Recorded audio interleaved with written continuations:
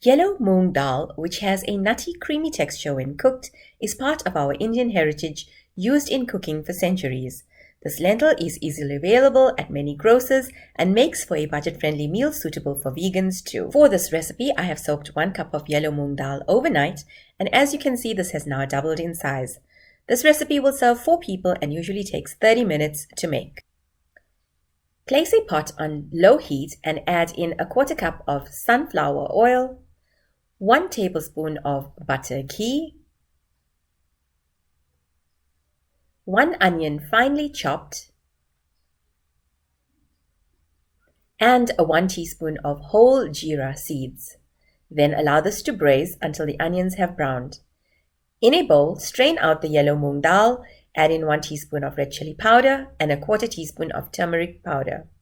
Also add in 1/2 teaspoon of jeera powder, 1/2 teaspoon of rough salt, and 1 teaspoon of garlic paste. Then add in 1 tomato thinly sliced. Once the onions have slightly browned, add in the yellow moong mix to the pot and give it a quick toss. Then add in 2 cups of boiling water and allow this to cook.